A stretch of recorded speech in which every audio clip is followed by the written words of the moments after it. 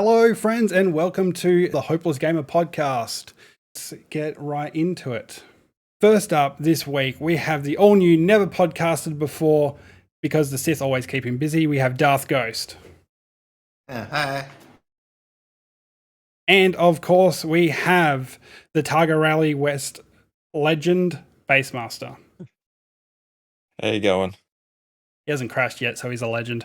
And, of course, you're stuck with me, because guess what? I run it.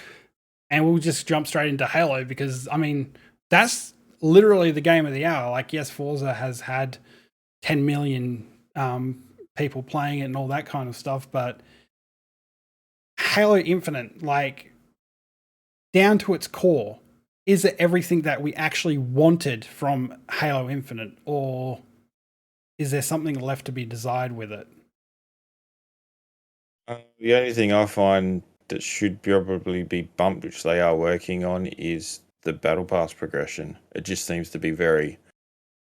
Like, I understand that it's related to challenges and stuff like that, but why can't you mix challenges with damage you've done or something like that, have a bit of a mix-up in that. But apart from that, Halo 5 or Halo Infinite has been... exactly how we were playing it in the beta and laughing our heads off while just running around doing stupid stuff. Yeah, like, the game feels great and everything like that. It feels like old school Halo, like it should feel. For once, when a developer says they're going back to their roots, they haven't actually fucked up. Oh, and like the funny achievements I've been finding, like there's in the big battle mode where there's those hidden rooms on each side about halfway down where you got to hack into them. Yep. There's an achievement for hacking them. So you hack one and break into it, and you go ding, get an achievement. I'm like, really? Wait, okay. I'll get my Kali Linux out. We'll start hacking it. The only thing I learned is you have to stand around within a certain area. You can't go wandering off, or your little robo thing follows you. Yeah, no, you've got to be within the distance of it. Otherwise, the wireless connectivity drops out. The Wi-Fi antennas in the helmets aren't great. Yeah. But there's actually Speaking of the AI attendant, I really enjoyed that whole section. Having that, it just brought back so many DST running and monitors and waiting for the little thing to pop up and say this way and all that sort of stuff. I thought it was great, and I just love the integration of quips and things. Like, I think one of the third or fourth AI you can use as a little sort of younger kid type reaction to things. Like, you pick up the shotgun and it's like, you get really close to people now, aren't you? Yeah, that sort of little stuff makes me laugh, and I really enjoy it. Yeah, that one's my favorite, that guy. Yeah. But there's... Like, even playing the multiplayer, I've heard so many freaking Red versus Blue references from the game. Like, such a massive community, part of the Halo community also had Red versus Blue at the time. And even the Rooster Teeth guys have started, like, making videos from the Halo Infinite already. And it's just stupid skits. And it's hilarious. Like, people are starting to go back to this kind of content because there's a Halo game that makes them remember the content. Yeah, well, I was just saying before, the on the competitive side of Halo, what was it? It's they've announced for the HCS for next year, the prize money is $3 million plus whatever they can crowdfund. Yeah, I did see that as well, and like you can't really say they're going all over the world. Yeah, you can't really say HCS has been dormant because it's still been going. It's just no one's given a shit about it. You just seeing this progression of all these pros that have gone across to Call of Duty, like the Halo ones that have gone into Call of Duty. Some have gone into Apex and other games like that. Now Infinite's come out, and you're just seeing them all move back across. It's like, is it? Oh, well, yeah. Envy, you got their Halo team, which is now Optic, and the guy that's running that is an ex-Optic Halo player that won them a championship. Yeah. So it's going to be intriguing to see how that side of things progresses. There's some big names flying around. What I haven't actually looked at yet is it going to be mouse and keyboard or controller in the HCS? I don't know on that side of it. Don't know what the I haven't looked into it either, actually, because I saw like they've got opens for like Australia and New Zealand and America and Europe and stuff like that. Like that would be great just to compete in an open, like the old days, because you can do it online now. Yeah, because I noticed that they've like Apex have now allowed you to compete on controller And on console. On console now. So it's starting to see more and more more and more come in. And that's what would have to assume that the company would have to format either way or separate the two. Your mouse and keyboard competition and your controller competition. Yeah. So who's played ranked? I haven't yet. I've been waiting to get in there with some people where I'm not getting spanked all the time. Well, that's the thing with ranked. It's not like other games where you go in and you get filled in with a ton of randoms and stuff like that and just, get annihilated. You can actually set like who you want to compete against. So you can set that you're on controller and that you're coming in as like a solo queuer. Yeah, so in the rank system, which I've actually had a look at that. So yeah, you can set yourself as you mascot bass and keyboard player or controller player. And they've got 4-person ranked, but then they also got solo duo ranked. And that's what I've been going in as. It's been good so far. Yeah, well, a couple of games I had wasn't too bad. So you don't get punished in that if you've got, obviously, because you got to be in a team of 4. But if you're in solo duo, it only reflects on your own game. You don't get punished for the other players that are part of your team. Yeah, start taking notes, Respawn. But yeah, so like I think from a game that's not really meant to have like it's always had a competitive community, but for a game that hasn't really created anything new for such a long time, like that's an amazing thing to have something like that on a rank system to me. Also back onto the competitive thing, like with the HCS, like they're probably going to, whether it's mouse and keyboard or whatever, I'm pretty sure they'll probably run them on PCs. They should be running on Series X's, I think personally, or at least a server rack that's just got Series X's in it.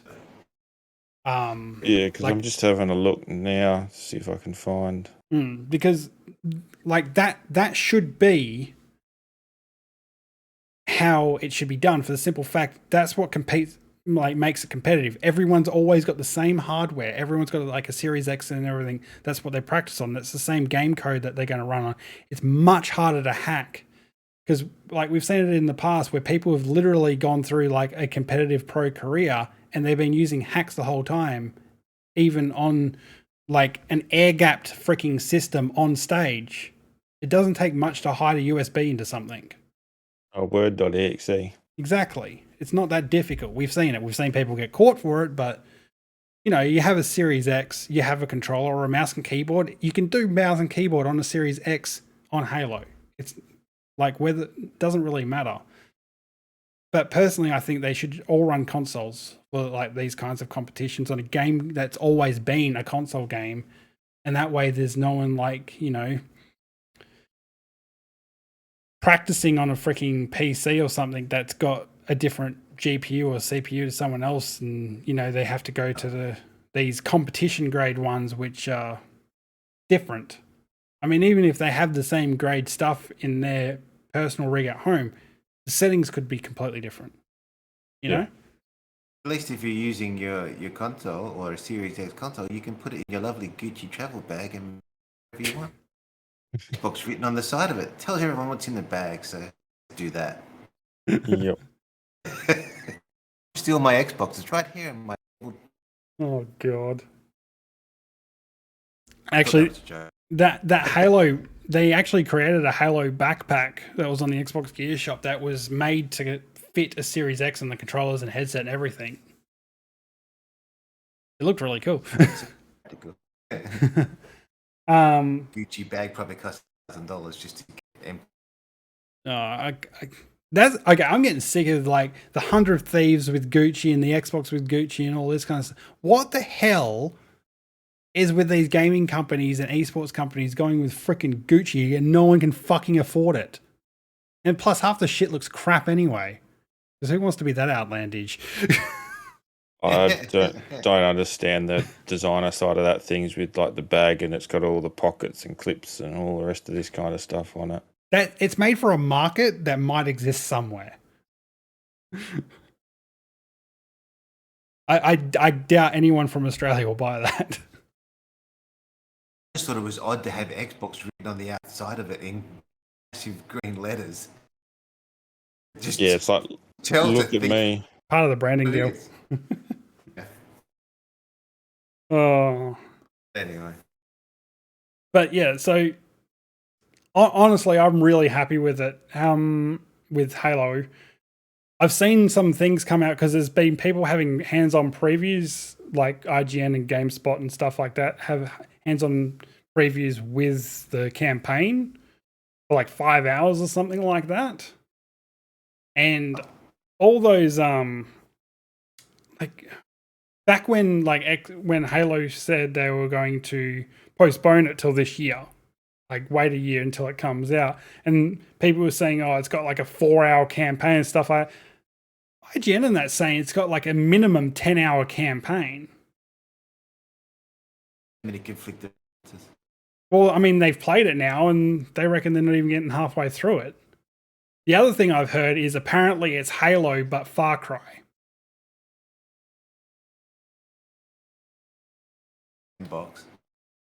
Sandbox mixed in with this way. Yeah, so with it being open world and stuff like that, like obviously with Far Cry, you've got to go and take out like, you know, bases and towers and stuff like that. Apparently there's very similar stuff in the Halo campaign. I'm not sure how I feel about that, but at the same time, I just want to drive in a Warthog, blow everyone up and throw canisters at brute faces. The co-op side of the campaign isn't out for ages, is it? So May 2022 or something. So you're going to be running around by yourself in campaign mode doing all this stuff when you could be enjoying it with mates. Well, they went through, almost 2 years of saying that like the campaign will come out co-op and single player like day and date with the multiplayer and all that. It wasn't until they actually brought back one of the guys that created Halo in the first place. He left Bungie and he's gone to 343. And as soon as he started, because he's one of the game directors now, that's when the co-op got pulled from the release. Then said that it's not ready yet. So how bad can that co-op be that it was never going to be ready, like a year after it was meant to be? Like that's a big move. Yeah. And obviously he saw something that none of them did. Just going back to the competitive side of things, you can play on mouse and keyboard or controller. Are they separating them, or do they think that they can keep up with the aim assist? Both at the same time. Fair enough. We've seen it in the Apex leagues and stuff like that, that some controller players can easily keep up with mouse and keyboard. So, yeah, and don't forget obviously the thing still stays in place where you've still got that bit of extra aim help. Oh yeah, I mean aim assist. Aim assist is literally to give you that hands up of the accuracy and the responsiveness of a mouse, obviously, because the only thing that's going to stop a mouse and keyboard player from destroying a controller player is, if the controller player is really good, or above average, but the mouse and keyboard player obviously doesn't have the reactions, which this is going for people that are not playing games that often. Yeah. Because anyone that plays like more than 10 hours a week on mouse and keyboard would probably have the reactions. But the other side of it, I don't know. When you look at other pro leagues, I think is Halo's HCS before that always been on controller, Yes. because it's the same with the COD League is on controller. Apex, you got the choice between controller and mouse and keyboard. So Hmm. I I mean- think COD League had the choice to use mouse and keyboard, but everyone just kept using controller. They did? Oh, I didn't know that. It could have, I don't know. I don't know, most I've people are always on seen controller. them. I've always seen them. Well, they've only just recently gone to PC anyway, because they were on PlayStations before that, because that was part of the freaking brand deal, and then PS5 Yeah, came out and they couldn't keep now- up. Yeah, now they're on PCs, and I thought always the controller deal was the fact because Scuff sponsored them, so everyone's got to run a Scuff controller. Honestly, it could be anything. But having a look at the HCS season that they've revealed for this year and through to next year, there's a bucket load of events happening worldwide, and they've said that you only ever compete in people in the same area that you're in. So for us, if we're competing in Australia, we're only competing against Australian and New Zealand people. Right. And honestly, like, if, like, obviously, It's run by ESL too, is it? yeah. Yep. There is a lot of really good players in Australia. The main thing that lets most competitive gamers in Australia down is the internet. Like, all of the servers are over east for us. So on the other side of the country, our ping is what, minimum 60. 60, 70. Yeah. Normally it's riding around, 80, 90, depending on your internet connection. I've also just noticed they've already kicked off into an Australia-New Zealand comp that's running pretty much from now up until a week before Christmas. Fair enough. Might have to look at that. So yeah, like That was the thing, the whole new infinite multiplayer. I'm not gonna say ESL back from the dead, but gave them some reinvention, signing their games to bring them back into the limelight. Because how much of ESL did you hear about in the last 10 years? Not much. Mostly it was the Intel Masters that was the only thing they were really running, which was all freaking League of Legends and stuff like that. So no one freaking gave a crap.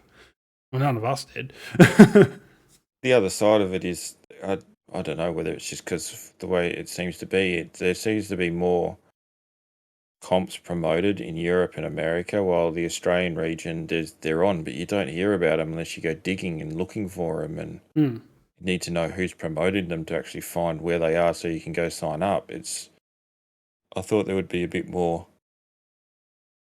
I don't know, advertising, a bit more promotion. Well, like in saying that, last night on Twitter, the Fury Global team from Australia were smashing the PUBG tournament over in Asia. So, like, they're in the finals now, which just doesn't happen. But they're on, they've got the networking behind them. They're used to playing with all this delay and stuff, and they've just gone and cleaned up. Like, people on Twitter are going freaking mental, which is a great thing. Like, it puts Australia on the map. It was like the LCS team that was based out of Western Australia or whatever part of that went over to Europe, and they got out of the first round, which is unheard of for an Australasia team to get out of the freaking first round of Worlds, and they got through. Yeah, that's just it. Like, Connectivity. it's a very different thing. Like, honestly, like, I'd love to be able to get into more competitive gaming and stuff like that. I'm getting older, unfortunately, so my reaction is getting as slow as the internet. But there's only a few Halo players, like, notably in Australia, that I'd be really freaking scared of facing, because most of them have either moved on or they just don't play games anymore. Well, Darth and I were joking about doing a over 30s, over 35s. Yeah. Custom Halo games. League. I'm gonna go and hide under the desk when you now. think about it, if we talk about, as we're talking about the whole 30 years of Xbox and everything, most of us, when we first got an Xbox console, were already in our 20s. So, well, I wasn't, but okay.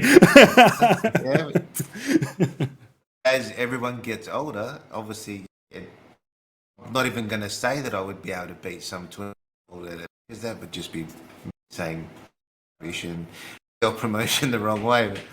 But yeah, there's plenty of guys out there that are middle-aged and so forth that wouldn't mind just playing in a seniors league or a masters league or whatever you want to call it. That doesn't sound like you're an old guy playing. Well, they The legends. They do it in golf. They do it in footy. Hey, they even do it in motorsport. Why can't we do it in gaming? We're getting to that age now. Motorsport's a bit different. I think it'd be worthwhile looking into. I'm going to look into it. I'm old.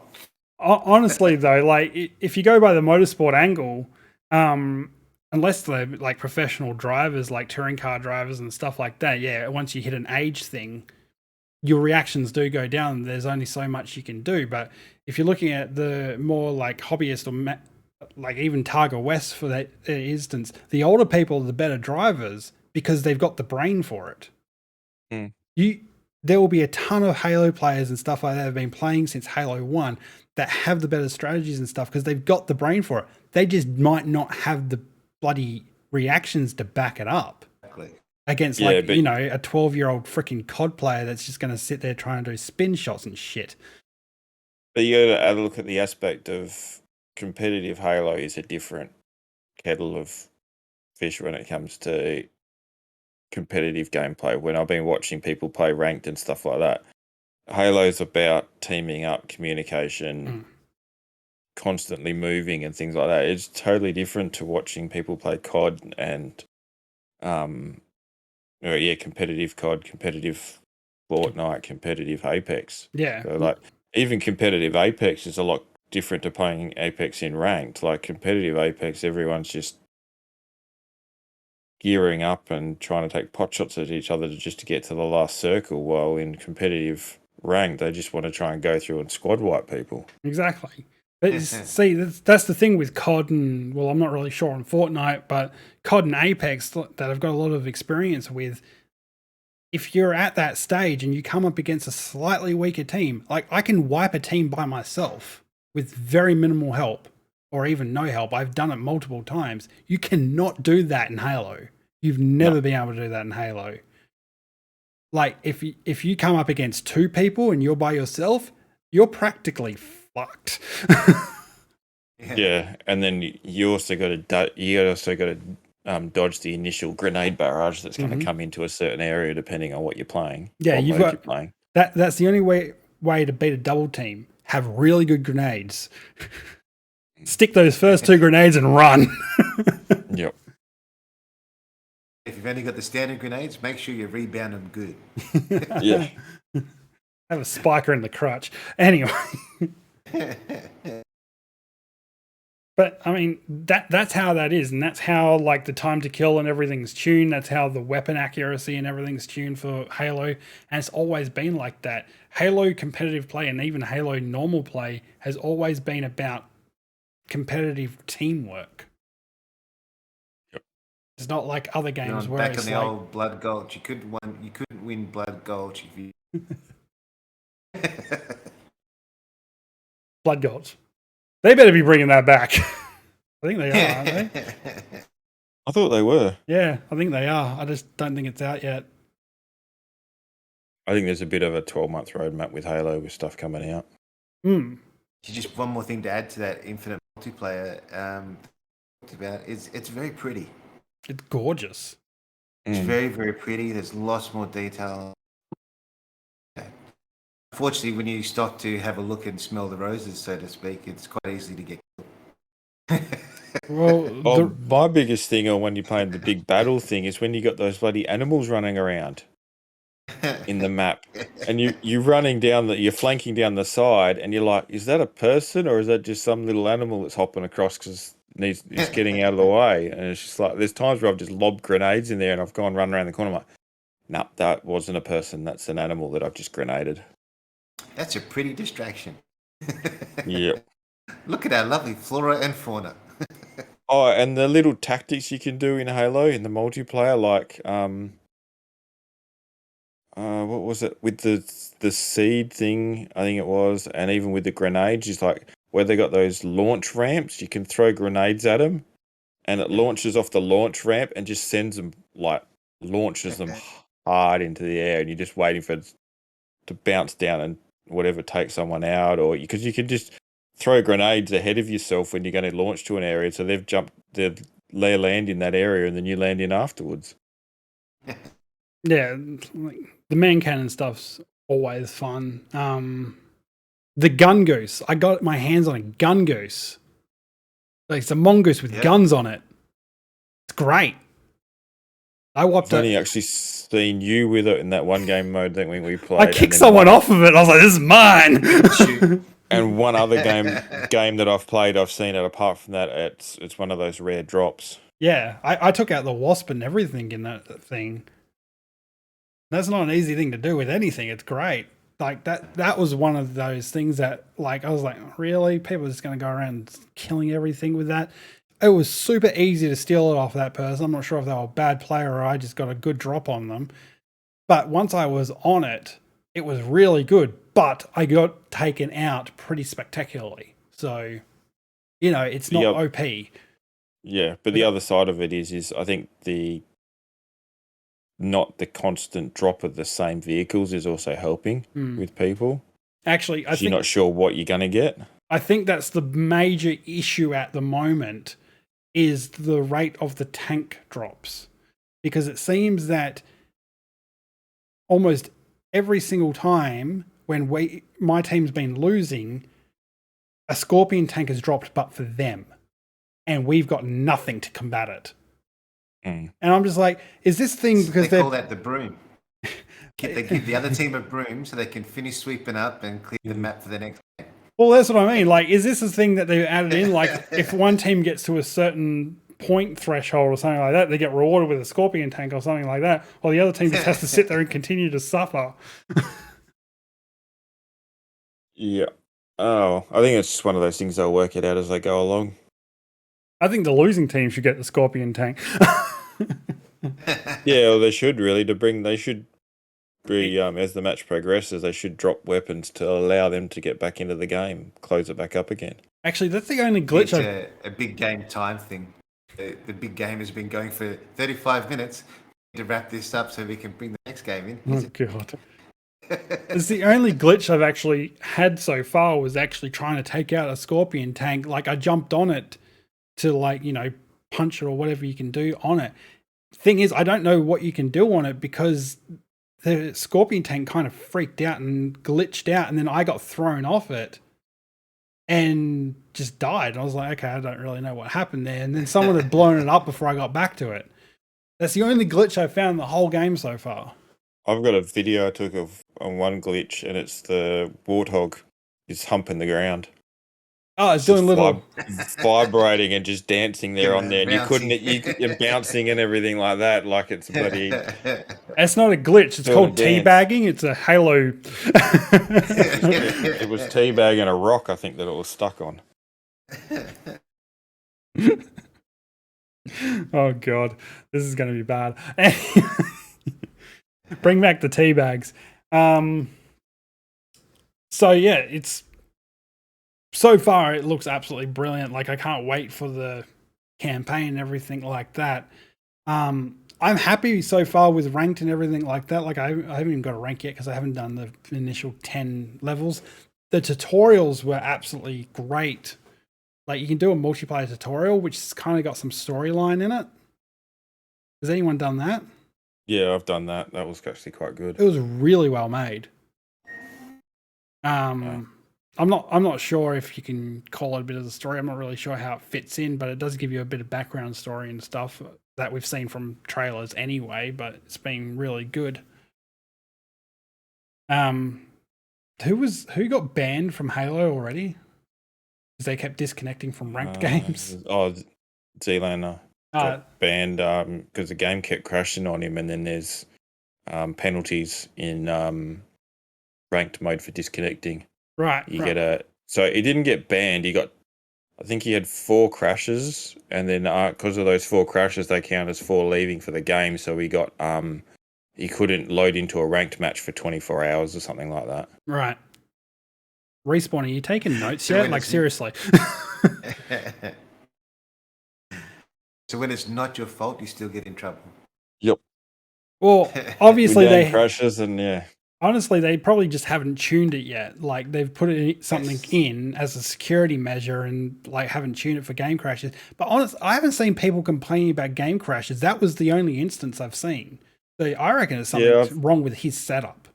No, I've seen it with a couple others. I've seen Dr. Lupo had a crash and lost I don't know, like a third of a progression bar in ranked, which took him like 3 hours to get up to, which is gone Right. in one game crash. So there is a few little issues going on. Has there. anyone had any problems on an Xbox? No, all the ones I've seen crashing are all on PC. That's what I thought. Yeah, Yeah. exactly. So all the ones I've seen to do with crashing are PC related, not Xbox related. So the Series X version of the game, well, apparently Series Consoles version of the game runs 120 hertz. Like that's Okay. going to be one of the first games that I've seen that run that smoothly at 120 hertz on Series Console, which is absolutely brilliant. COD and We need more Battlefield of it. fucked up.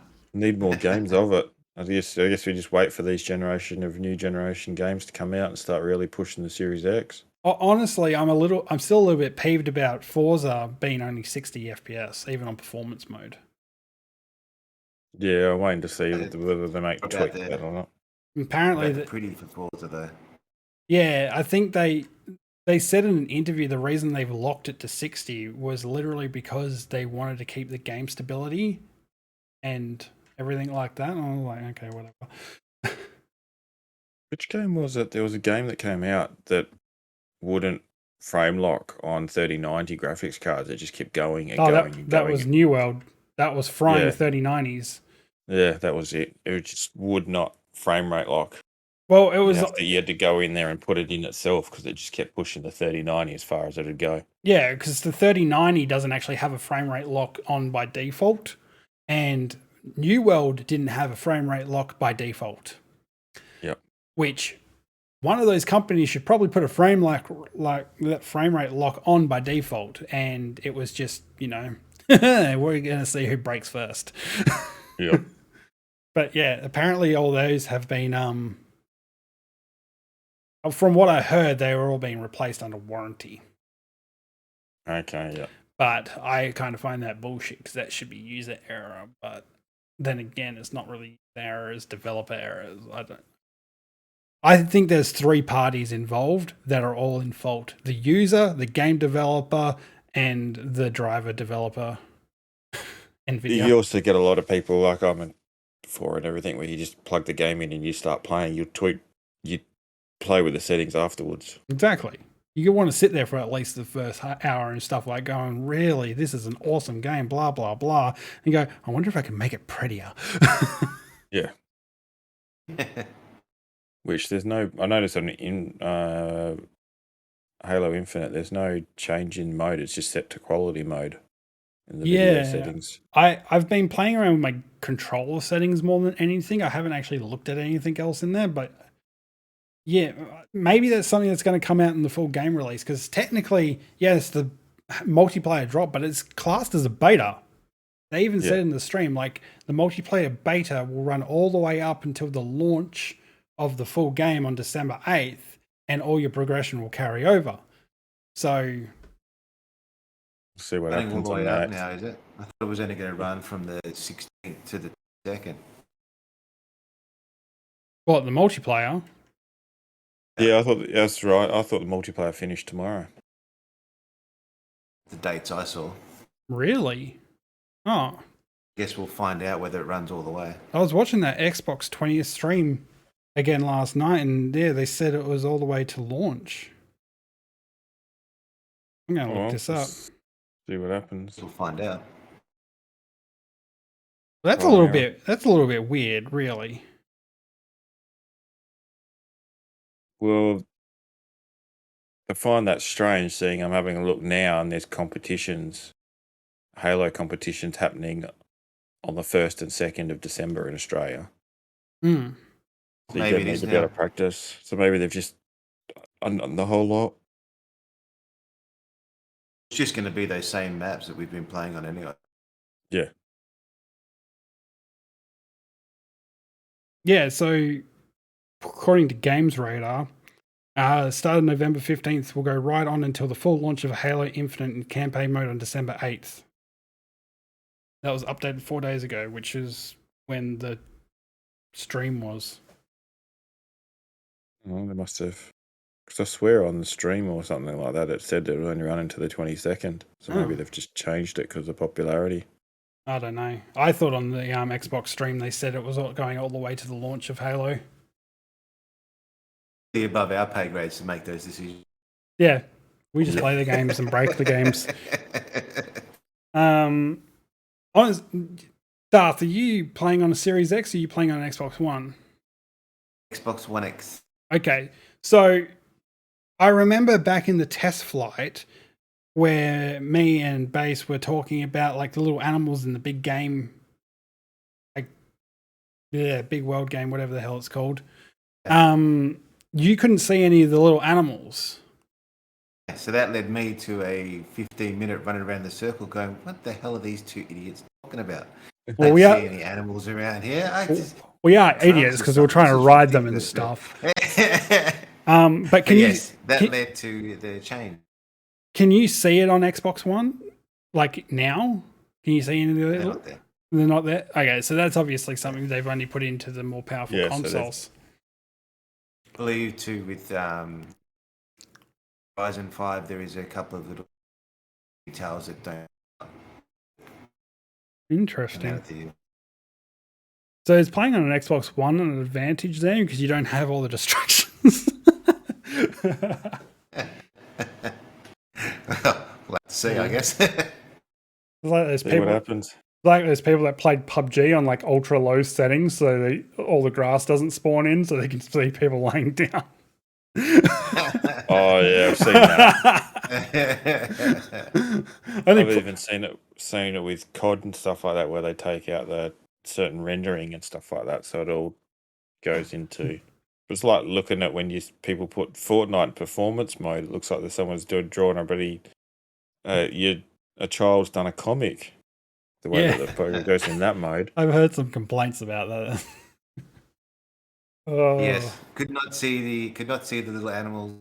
A lot of time wondering what you guys were talking about, and I'm glad it took us about 20 minutes of that because we're getting shot at the same time. Mike. We're all standing around. They're right there. Can you not see it? No, I can't see it. What do you? Chicken drumstick? What? Look, it was really rude of those people to distract us from like chasing around the little birds and stuff. How dare they interrupt us with shooting and gaming? I know, right? Assholes. But one good thing I did notice about with the Halo is you can do custom games. Yes.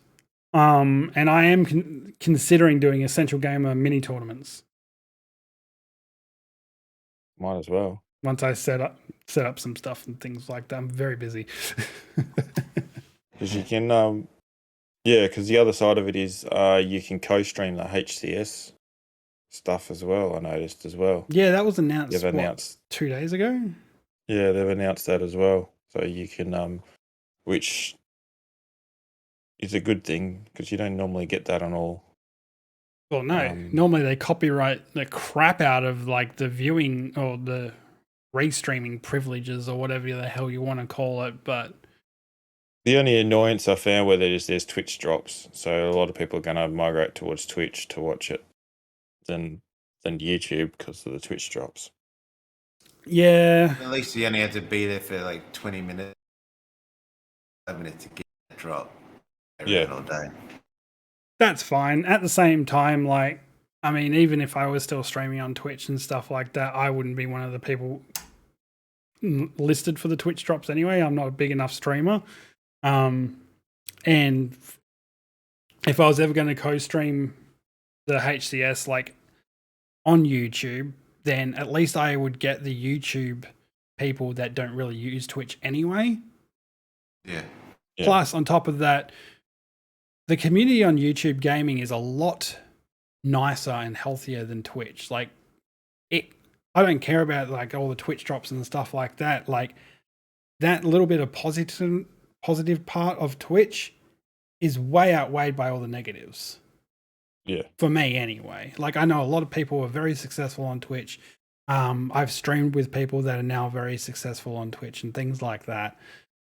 But I just don't care. That's right. The Twitch doesn't have support system. It doesn't have a, unless you're in that 10%. It's another person who gets subscriptions that they take 50% of, and 70% of the bit drops and all that other stuff. So it's giving more money to Amazon at the end of the day. Actually, in saying that, over East, have you seen like on social media the Australian Twitch streamers having advertising around Melbourne and Sydney?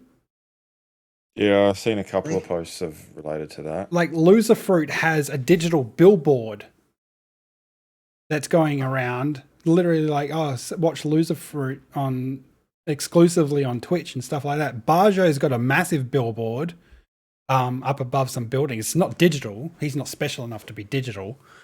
I don't know how.